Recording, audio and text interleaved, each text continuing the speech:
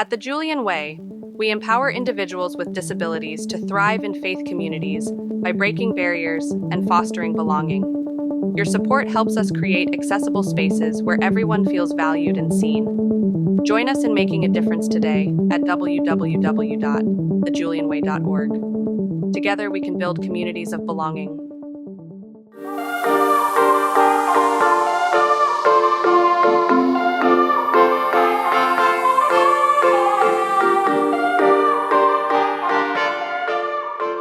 Good morning, friends, and welcome to Palsy with Palsies. I am your palsy, Justin Hancock. And I'm your palsy, Rebekah Anderson. Good Hey, morning. Justin. Hey, Rebekah. How are we doing this Wednesday morning? I am doing okay. I am currently in a different room from my cat, which is exciting because her latest fun behavior is to springboard off of my body in order to jump onto a desk that is next to me in the place that I'm currently staying. I felt like maybe the podcast didn't need the sound effects of me being trampled by a cat. And my question is, does she always make it, or does she sometimes miss? So far, Uh, she's made it onto the desk every time. Good. We don't want Jazzy wounded in the line of duty, as it were. Uh, Intent. Yes, but before we get too far down the cat talk rabbit hole, uh, we have a guest, Becca. We do. I am very excited to welcome this guest. This is our own, the Julian Way's own amazing Dillon Hargrave. Dillon has been on the show a couple times to talk about Sauntermore and AI and some other things with us. But also, for any listeners who don't know, Dillon is part of this podcast every single episode because Dillon is our podcast editor. Yay! Dillon works with us at the Julian Way as the director of the Sauntermore program and doing many other essential tasks in the Julian Way ecosystem. But today we wanted to bring him on because Dillon is a paracyclist and working towards a goal of competing in the 2028 Paralympics. So we're just so very excited to get to talk to him about that today. Hello, Dillon. Hello, friends. So good to have you here. Thank you. It's always a pleasure to be on the front side of the podcast. And I'm very excited about the conversation today. Yeah. Yeah, this is something that is new to the Julian Way's experience, and Dylan, I must admit to you, and we'll get a little bit more into how this came about and what you're actually doing momentarily, but just because I'm always thinking of music and usually music from the mid to late 80s, every time this comes up, the song I Love LA plays in my head. So I'm already crafting a montage of the Julian Way in Los Angeles. So just know that that's carrying me through, and I hope gives you some humor and delight. But Indeed. yeah, we are, as I said, this is very interesting new territory for us. But why don't you start by explaining how you got here and decided to make a run uh, for the 2028 Olympics with the Julian Way alongside? Yeah, sure. I think I can do that pretty succinctly. Um, so, I guess I'll start essentially for the sake of this conversation. Um, I had started to integrate my identity as a person living with a disability, um, into my cycling and my identity as a cyclist specifically. Um, and we'll say sometime in between 2018 when I met you, Justin, and 2024. It wasn't something that happened quickly. This particular adaptation from just being a guy who rides his bike the best he can. And yes, I've lived and been aware of my disability for my entire life. But I had never really considered paracycling as an opportunity for me by and large up until 2024.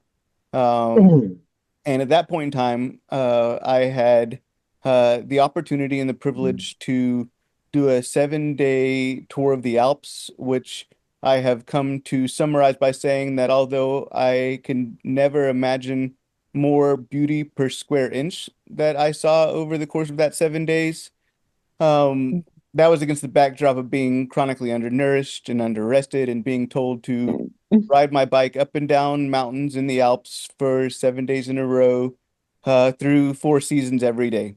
Certainly, I'd never trained for anything harder leading up to that.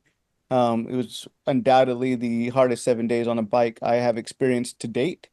Um, and at the end of that experience, though, I was ultimately very satisfied with how I performed and how I had prepared for that experience. And part of that particular privilege included traveling with a group of about 28. There, I think, there's 21 cyclists and I believe 7 guides, we'll call it.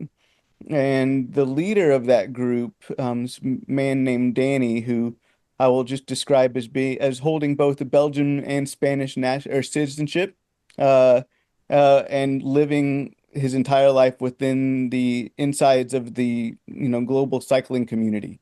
I think he had been a professional Wow. cyclocross racer before he retired and became a tour guide. Um, Wow. Danny also could be described as a guy who, although I'm still unsure if he even knows who Brene Brown is, and I will assume for the sake of this audience that you are at least cursorily aware of Brene Brown, who I imagine in my head as the patron saint of empathy. But I describe Danny as a guy who, Hmm. if he's read Brene Brown books, he's annotated, he's written in the footnotes and on the pages of all these things. He just was a man who really embodied empathic leadership. And Mm. specifically, this trip was unique for him because it was the first trip that he had taken, or he had led rather, since he had had a catastrophic bike accident that involved a motor vehicle, a car. I think he'd been hit by a car, and in that process, he had a severe concussion and nearly lost one of his legs. And Wow. so the last night of the trip came around, and we had, grown very close over that week, and he'd been watching me perform. And, at the dinner, he said something to the effect of, I don't know how to say this, but whenever I went through my disabling experience, I told my children that if I lost my leg, the first thing that I was going to do is I was going to uh, classify to be a paracyclist and attempt a bid at the Paralympics. And what he was telling me in that moment was to say, and he was more explicit about this as the conversation went on, I see something in you. I think you have more to give. He asked me what my plan was for cycling, and I said just to ride my bike with my friends at that time. And thus I was granted the curse of purpose, as I call it, and kind of refocused my sights on 2028. And, you know, we've been discussing that since then. And, I've now had the benefit of the Julian Way joining me alongside on this journey as my title sponsor for my current fundraising campaign. Yeah, absolutely. And yeah, and, Justin and I have been just so honored to be on that journey with you, basically from the start and hearing about different aspects of it, and yeah, now getting to come alongside you as a title sponsor. But yeah, I'm wondering if you can tell folks a little bit about what that journey has been like so far. Maybe some of the joys and challenges along the way, but kind of little bit of a sketch of what some of the pieces that you've been holding and needing to work on this journey are. Yeah, I appreciate that. And it allows me to really kind of fluidly continue the story to say, um, I'm a fan of sports. And that's something that I know Justin and I share in common. And there's not a sport I think that's been recorded that I wouldn't gladly watch. And as a cyclist, I certainly prioritize all forms of cycling, and I was a fan of paracycling, in 2024, but I'd never, I had started thinking about what it might take, but there was more questions than answers. In fact, I didn't really have any answers until I started intentionally seeking this goal. So the first thing I did was, start asking questions, going through the domestic USA Paracycling Organization, finding the UCI, or the International Governing Body of Cycling's medical diagnostic disclaimer, or their paperwork that they needed me to have fill out.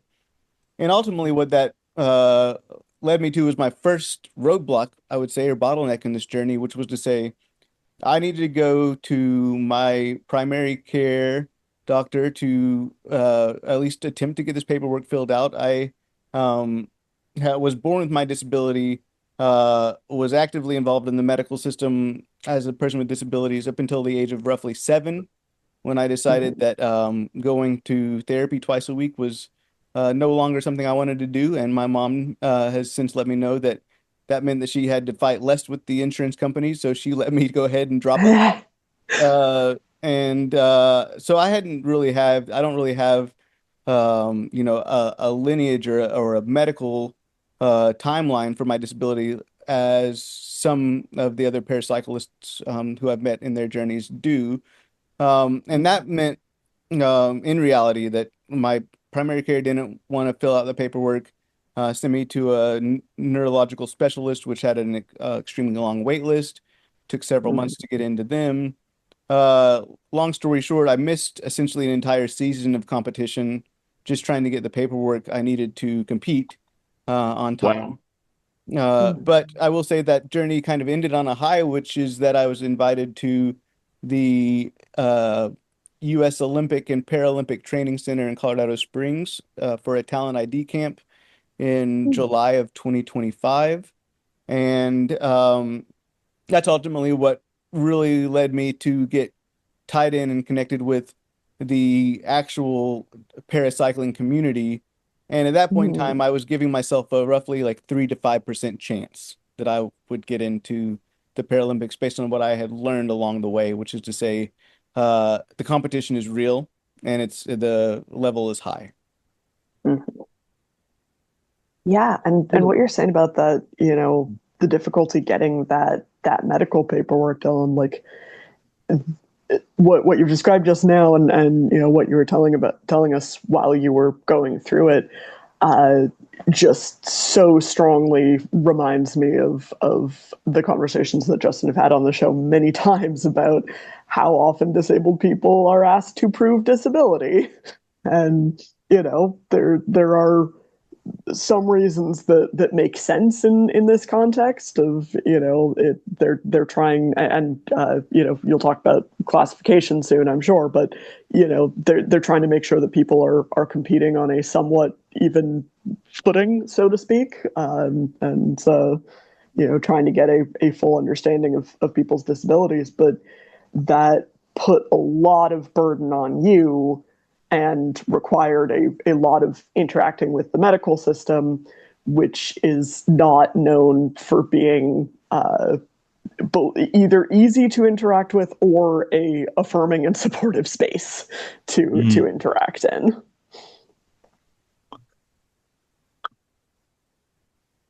So I'm curious, Dillon, how has this experience changed your perception of your disability and disability consciousness in general, or has it? Uh, well, what's the metamorphosis been like for you? Are you more disability conscious, or because you're surrounded in it and kind of steeped in the paracycling um, ecosystem? Does it sort of fade to the background, or both? It can be both, I'm sure. Yeah, I think it's a complex answer and certainly one where two things can be true. I think you're Yeah. right about that. And ultimately, it's one, I haven't really articulated. I don't think so. I appreciate you asking it because it's very salient in my daily thoughts and kind of how I'm moving through this process. Um, you know, as I think about it, the first thing I'll say is to say I was going into this like from day one, just kind of assuming that I was going to be in the least disabled classification. Um, Hmm. Technical note for my technical people, Becca mentioned classification. I think it is important to tr attempt to explain. And I'll stick with cycling on this because it's different across all sports and Mhm. para athletics. Um, in cycling, there's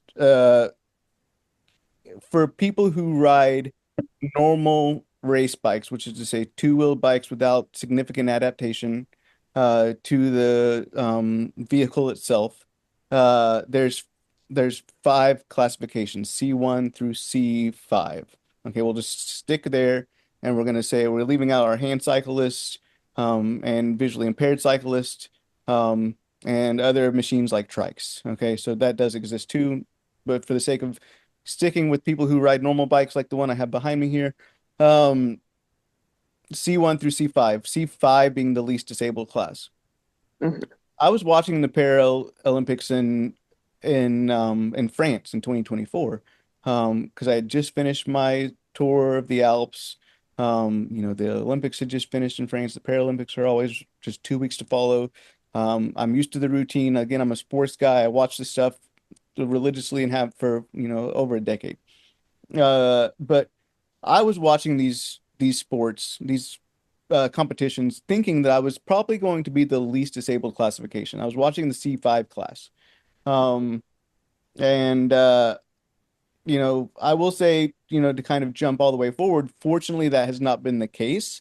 And I'm saying that because the reality is among the C5 athletes who are competing on the international stage, we're looking at actual professional level cyclists in able-bodied sports. They race for real cycling teams at the highest level that can be imagined. So their disabilities Yeah. are not impeding them from really achieving all that a human body can achieve on a bike.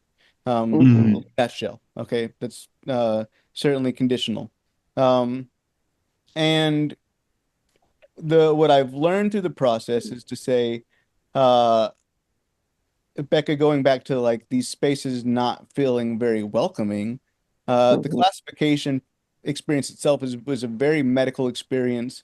I had to go to this neurologist who actually really was a very much an advocate for my situation. Filled all this paperwork, sent the paperwork in, then went into classifications, which was in a small hotel room in an extended stay hotel with a classifier who's a medical professional.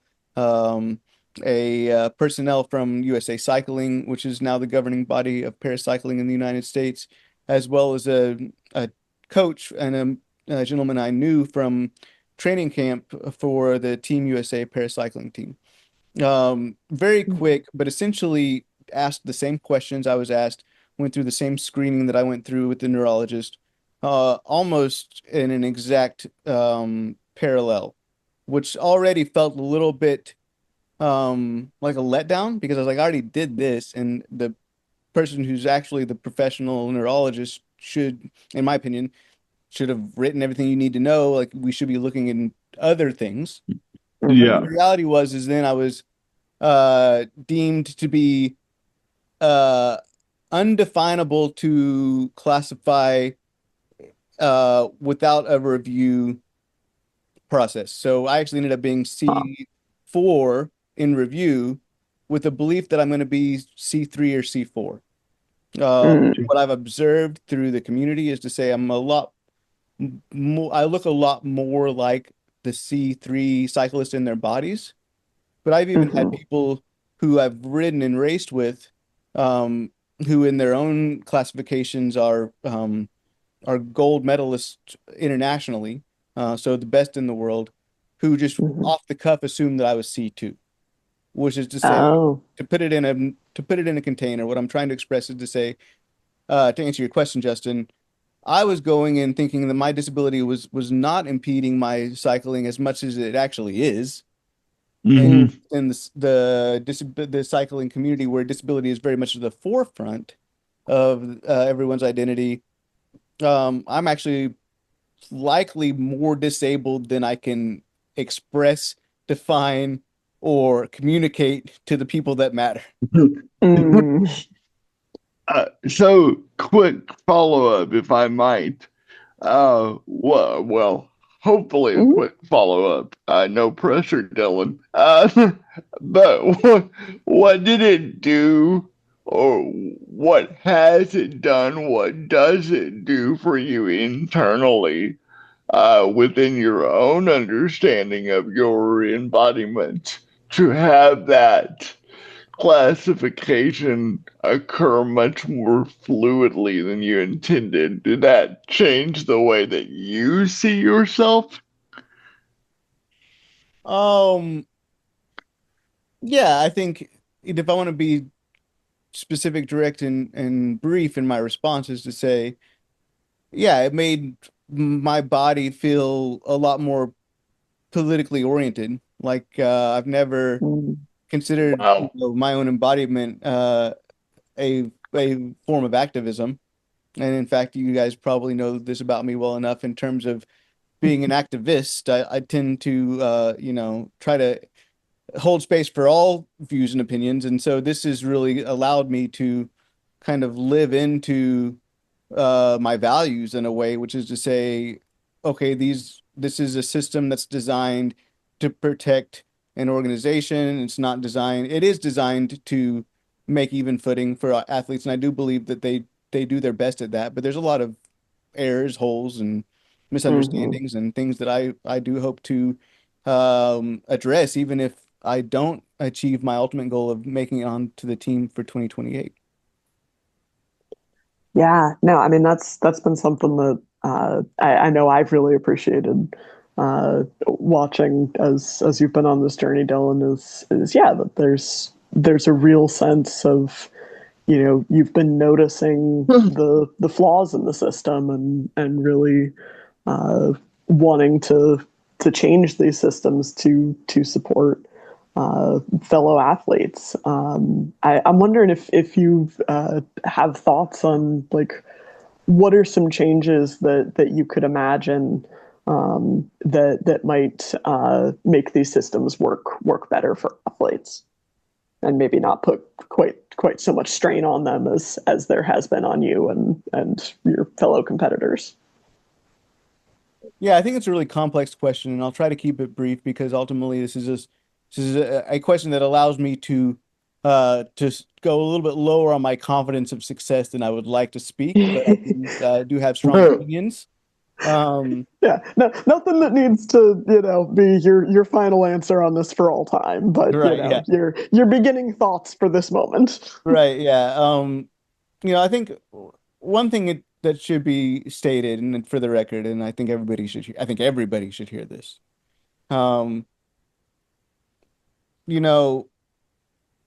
What has been said. So let me just I'm going to illustrate my answer in a way that allows hopefully a greater understanding. Everybody who I've met in this journey wants to be on the team for Los Angeles in 2028. And everybody has that as their big goal. Um, and the response that comes from the leadership at Team USA, I think is a good one. And I think it's an important one to consider because I think one of the biggest uh, one of the what's the word I'm looking for? One of the things that people misunderstand or maybe don't fully think about when they think about my particular goal is they think that, there's going to be space available if you are competitive. Mm. But when you Hmm. come to the team selection, a couple things, I mean, they have goals. They have a medal count goal that they want to make, and they're going to do whatever they can to win those medals. Mhm. And whatever they can includes a lot of different activities that I actually fully support. Um, but what it also and why they do this and why I support the way that they're doing this in terms of, the point is to say because of the way that they are limited by the Paralympic Committee in terms of you can't just invite everybody you know. In fact, sometimes you have to invite people that might not be the most competitive just to fill a spot. And even if you're the second most competitive person in a classification, you might get the boot just because they don't have the spots on the team. Mm. More Yeah. importantly, we are racing against a European cycling network and community that's in another category entirely. And how Mm. it's been described to the rooms I've been in when people are kind of obsessive about this, like, I need a spot on the team, is to say, in the United States for paracycling, we're playing at a level that's like college football. And in Europe, they're playing Madden and winning. So Madden, if you don't know, is a video game where you can basically, pull out all the stops and play the best football you could ever imagine. Uh, Mm. and the reality is, to kind of get back to the point, is to say, uh, one of the biggest challenges we have in this environment in this country that they don't is that you know I if I was European I could walk into any doctor's office at any time and get all the paperwork, all the documentation I need, you know Mhm. anything I want, right? And now here I have to navigate my insurance. I have to navigate a Yeah. backlog of patients who arguably have higher needs than I do or otherwise just were first in line. And Yeah. that that you cannot get that time back. No. Yeah. Yeah. So, So some of it is about, the Paralympic systems, but yeah, some of it's about systems in the United States of yeah. health insurance and of, just the extra time and effort and money that is required of disabled people.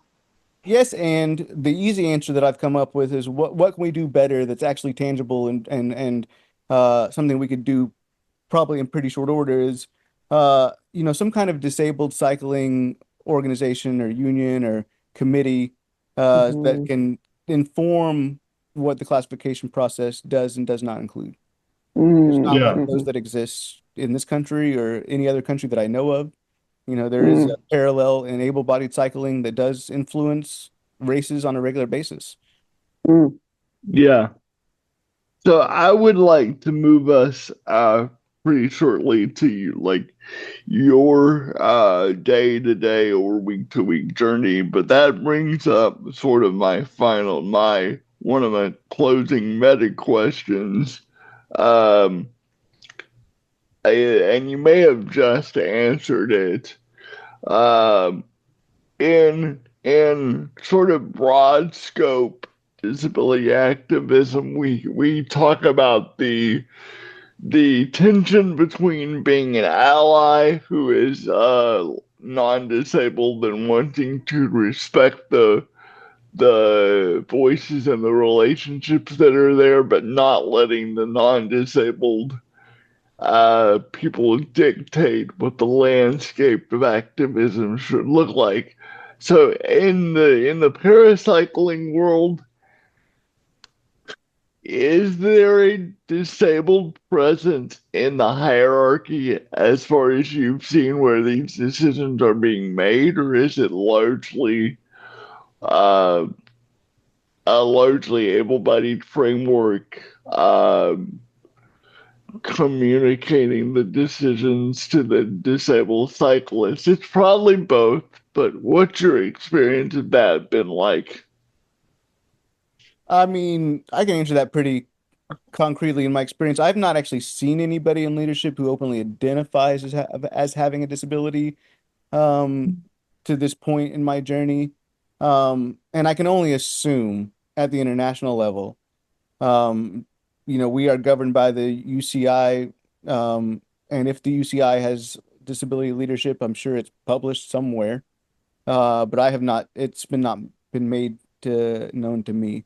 And so by and Yeah. large, I think, this is, as is tragically too often the case, the Mhm. latter of your two choices, which is to say, you they're just using outdated frameworks to try to, make sure that the organizations are protected from any potential litigation or otherwise, um, you Yeah. know, making competition a complete, circus, I suppose. Mhm. Sure. Yeah. So So, oh, as sorry, just but yeah, I was oh, gonna. I think we're going in the same direction. yeah. Um, as Justin was mentioning earlier, tell us a bit about what the training has been like. What does your daily or weekly routine look like, and kind of how has it changed from cycling casually to intentionally training with a goal of the Paralympics. Yeah, it's a good question, and it allows me to kind of invite some more myths or misunderstandings, some greater nuances to my experience. Mm-hmm. Um, Specifically, the idea of casually riding.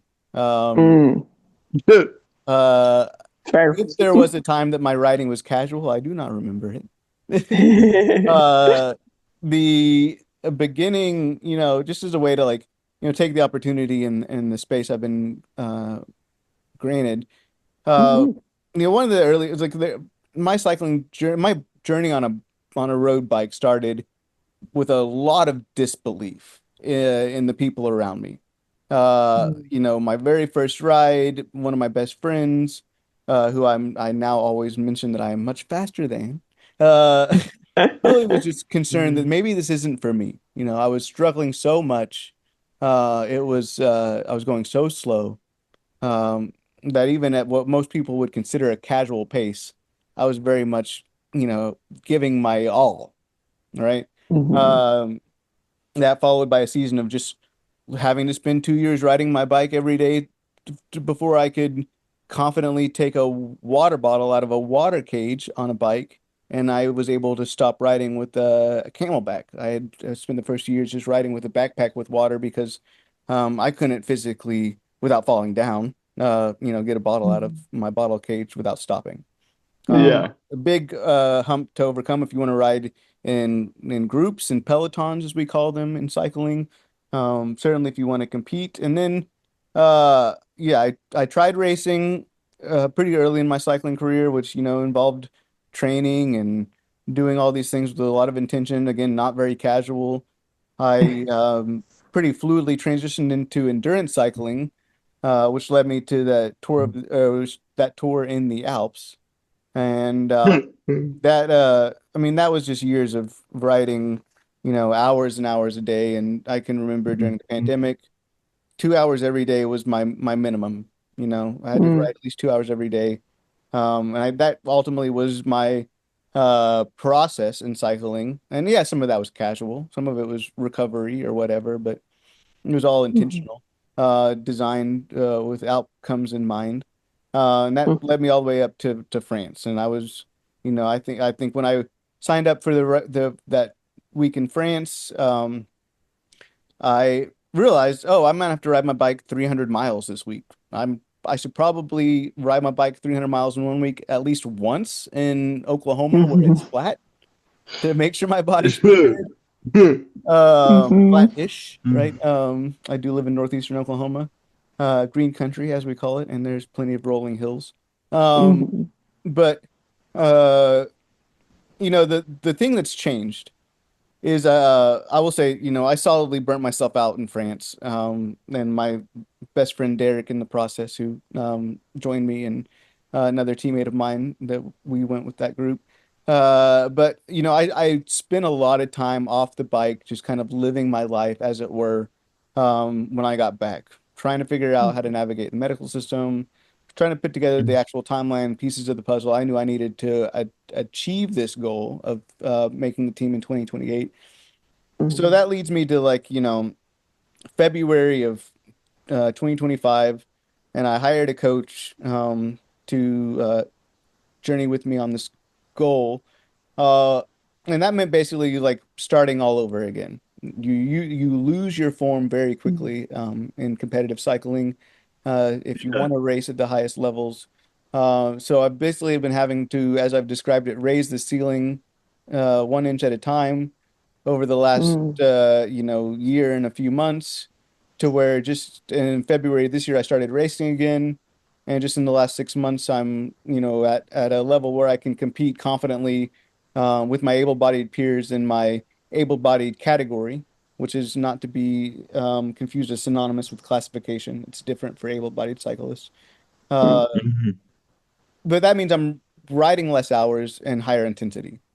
So, Mm. sometimes I'll talk to somebody, asks, how long are you riding? Oh, I'm riding an hour and a half today. Oh, that's a long way. It's like, actually, it's really not in the grand scheme of things. Like, I spent a lot of my cycling career doing a lot more hours in the saddle, and I will definitely get back there again in the next year, year and a half. I will Mhm. have to, but it's about doing it in a measured pace in a way that I don't burn out, and that allows me to have the body that I need to actually compete in the races that I'm doing, which are shorter and harder in nature. Mm.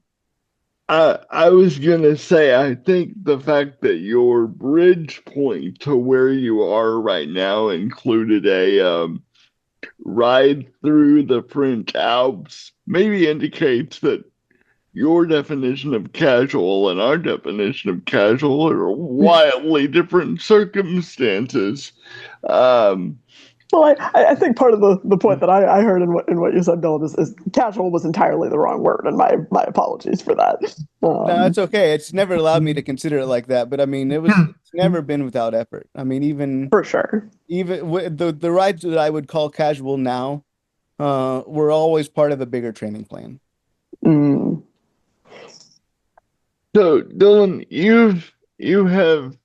you said something to me in the beginning of this process with the Julian Way coming on board as your title sponsor, and you've echoed it in several slightly different forms in several of your promotional pieces in social media. Is essentially, and I'm paraphrasing here, this is not just about um, your journey alone. But what's important about your partnership with the Julian Way is being able to elevate uh, disabled sports or para sports uh, to a casual audience in a way that's only really done every 4 years to those that might watch the Paralympics. Can you describe to me like what you mean by that? Uh, by essentially the phrase that this is not just about your journey, it's about a broader goal of promoting para sports. Yeah, I think I can do that, and I would, if I may, I would just broaden that lens slightly. Well, slightly may be an understatement to include disability leadership. Sure, Mm. This is the language I've been considering most in this journey because, yes, para sports is part of that, right? I mean, just to be brief, as to answer your question as directly as possible. I mean, we compete in an annual cycle that includes World Cups, that includes a domestic racing calendar. Um, and to be fair, and the thing that I think is most exciting for us in the United States is that literally in July of last year, when I was at the Paralympic training center in Colorado Springs, the U.S. Paralympic organizing body was acquired by USA Cycling, and now USA Cycling is the organizer of all paracycling events. which is exciting because it's actually increased the number of competitions and the number of competitors at those competitions at its highest level in the history of the sport. So what I would love people to know is that like paracycling in this country is thriving in a way that it has never thrived before. And as an entrepreneur and as a builder of things, as somebody who's often in the beginning phases of a process, the access I've had to disability leadership in those spaces has been phenomenal. I like to widen the lens ultimately to include the Julian Way because, I work with the two of you on a regular basis. We work with other disabled leaders. And before I started this journey, this was the primary space that I would engage intentionally with disabled leaders. And what I'm learning through my paracycling journey um, is that they influence each other and they're inextricably linked in ways that are probably more nuanced than is worth trying to parse through the language around.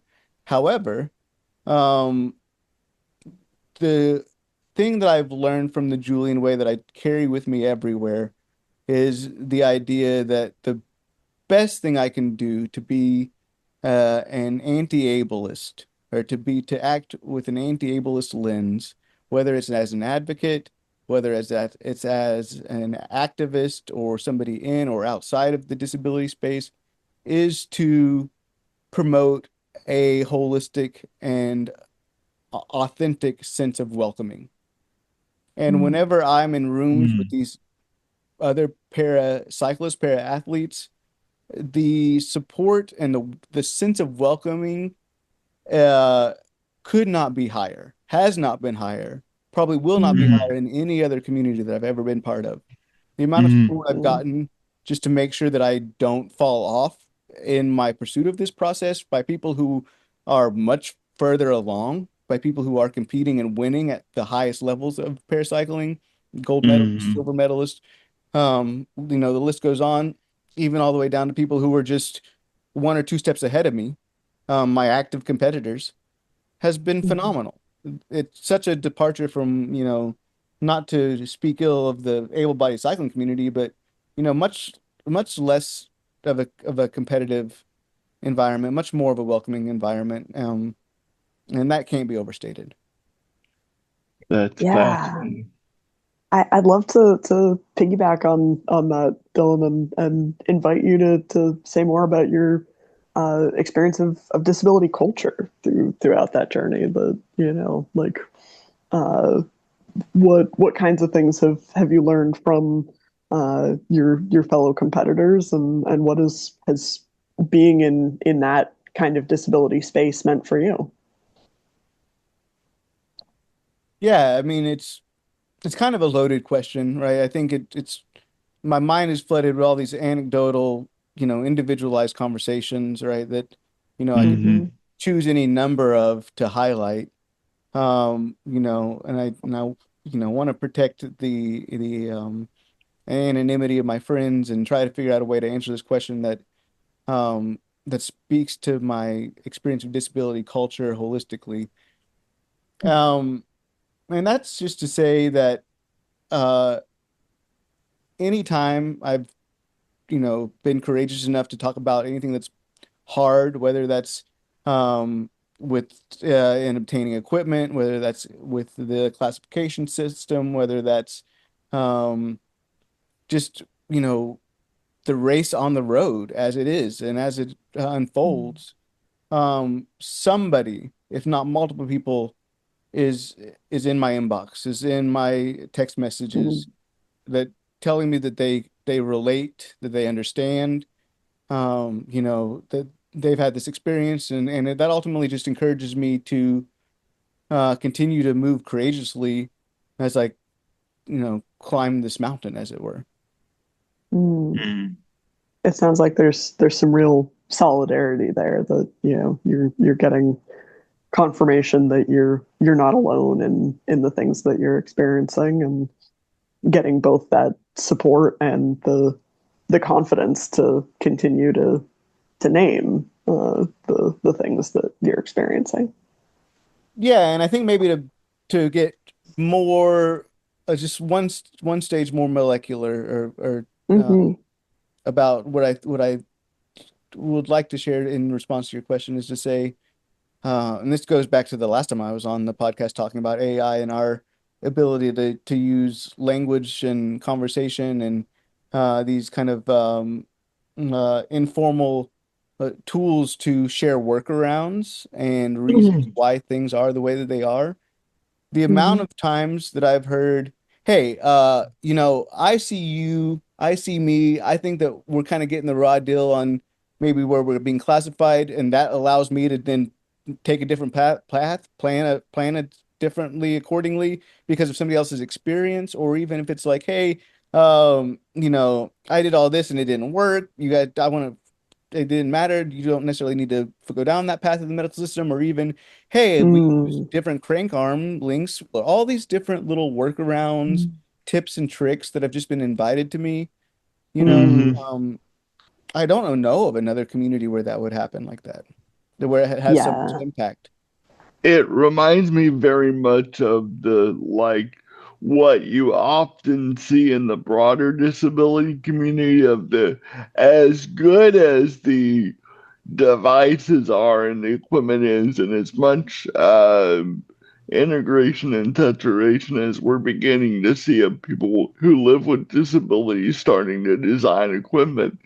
So often it is the email about the trick for opening a door or the this weird thing worked for me, maybe it'll work for you, sort of like the underground as you said, tips and tricks that make living with a disability and living with solidarity in a disabled sense so important. And it's really gratifying to me to hear that that's a through line from the broader culture into the sporting culture. Mm-mm. So, Dylan, let's talk about the Julian Way and the campaign, which is the Julian Way Road to 2028. What are your goals for the campaign? What are we and we can all talk about this because we're all involved in crafting it. What are we hoping to achieve for you, and how is the Julian Way coming alongside you in this process in an active sense? Yeah, it's a really good question, Justin. And I think as a way to start with a brief illustration and to kind of add continuity to the narrative of my story as it is. Um, One thing I've realized, and I realized this as early as the training camp, and certainly it became very apparent to me when I started racing this year with the existing paracycling community. Uh, Cycling is expensive. Cycling as at a professional level is unfathomably expensive, just with the Mm. equipment and travel and training alone. Uh, let outside of any of the medical expenses that come with the unique experience of the paracycling community.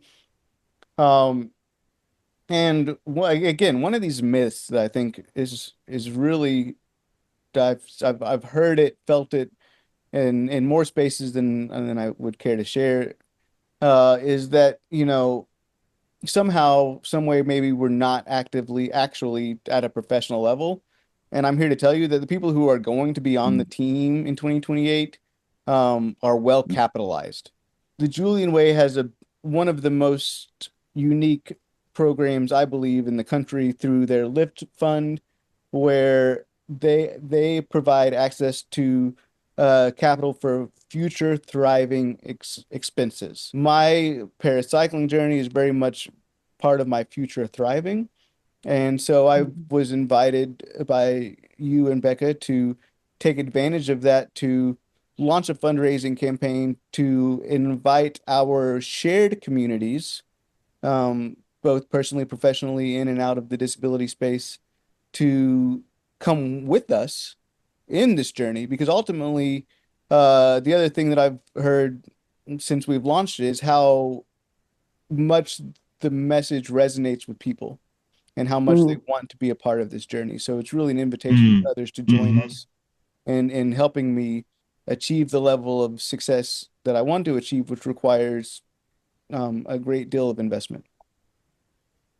yeah, no, I wonder if and we've alluded to it throughout, but I wonder if you can just give a couple more examples of some of those expenses, Dylan, just to give people a sense of like what scale we're talking about, and that this isn't just you need snacks on your drives to competitions. Like this is a really expensive endeavor. Ongoing expenses. Okay, so $150 a month for my cycling coach. Um, when I'm actively engaged with a strength coach and I have the benefit of working with a very good one, that's another $150 a month. Sometimes those plans get to roll on so I can continue to use them. But we're just starting at a baseline of say $300 a month just for coaching expenses. Mhm. And Wow. that fills in a lot of the sand and the minutia around those if they're not a consistent monthly payment. Um, and then zooming out from there, travel. So Mhm. this year alone, I've just did two paracycling competitions, which there are not many, and you do often have to travel a great deal, a great ways to get to them. One was in Arizona, and then one was actually, fortunately for me, and this is going to be true next year, pretty close to where I am geographically in Bentonville, Arkansas. But that's, Mhm. we'll call it 3 to 5 days of travel, bare minimum. So that's neat. Mhm. That's lodging, and all the associated expenses. Uh, Often includes a flight. Otherwise, it's a half day of travel time and all those expenses. Um, Mhm. and then the big ones, like the biggest ones that are single time payments, is the equipment.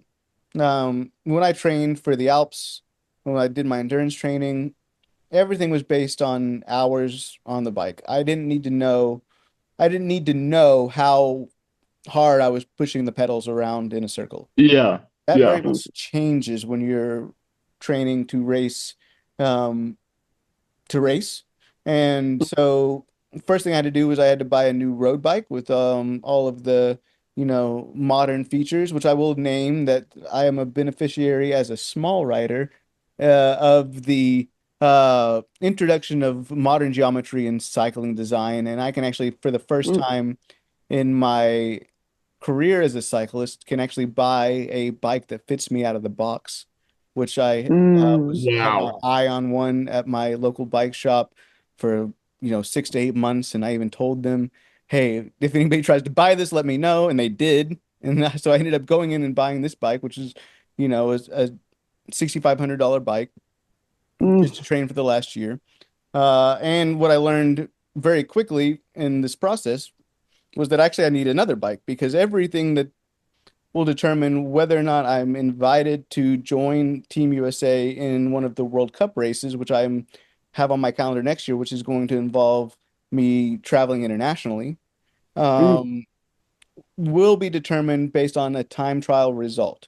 And a time trial bike, if you are unaware, is a completely different bike than a normal road race bike. And those new range from, on the low end, $8,000 to my friend Elawan, who's I believe he just won the gold medal in the last World Cup time trial.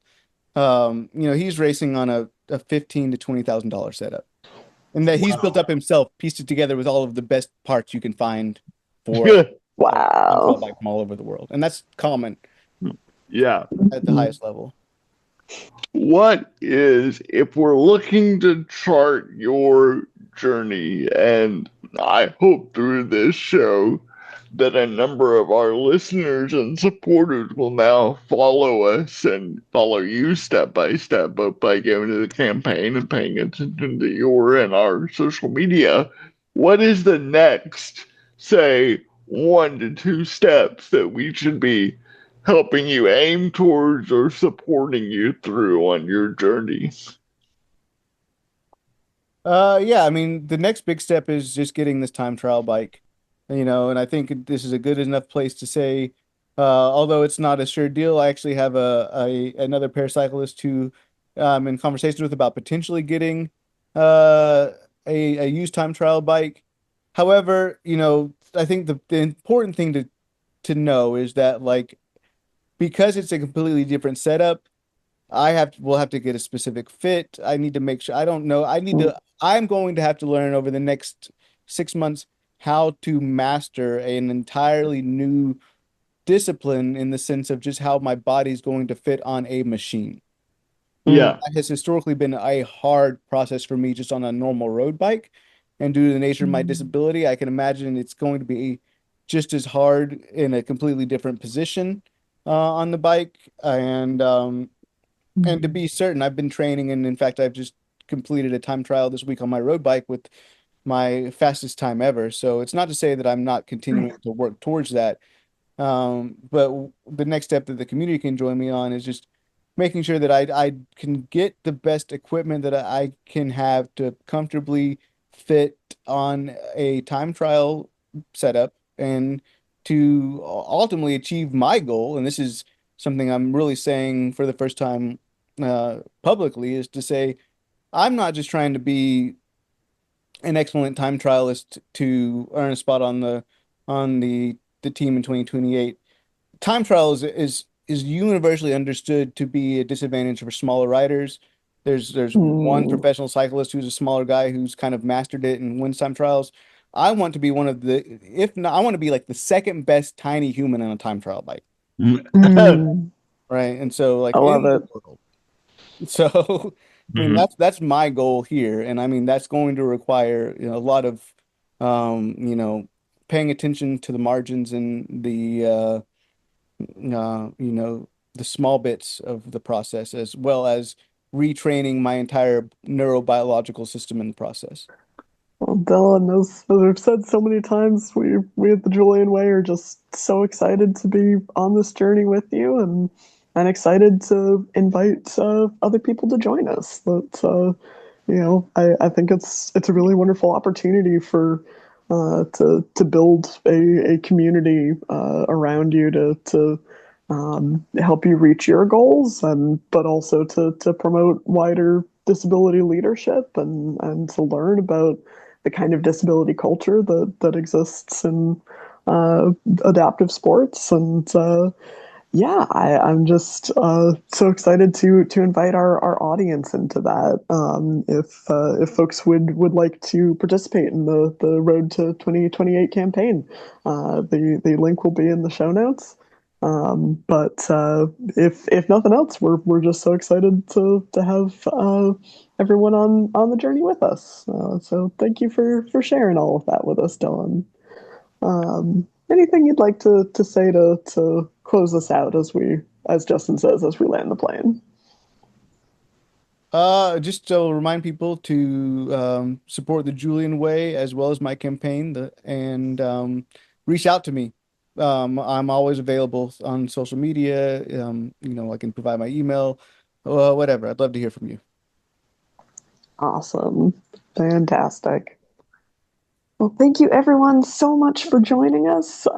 We are always so glad to be able to have these conversations. And if this conversation has meant something to you, or if any of our episodes have sparked thoughts or ideas, given you some joy and something to think about, we would be just so honored if you'd go onto your podcast app and leave us a review. rating of 4 or 5 stars would be fantastic. And as we've said, you can support Dillon's campaign at his fundraising link in the show notes. You can also support the Julian Way and all of the work that we do at thejulianway.org/donate. And as always, friends, we're so glad that you're in this space with us. We look forward to being in your ears again soon. And until then, go out and put some good into the world. Thanks, everyone. Bye. Bye.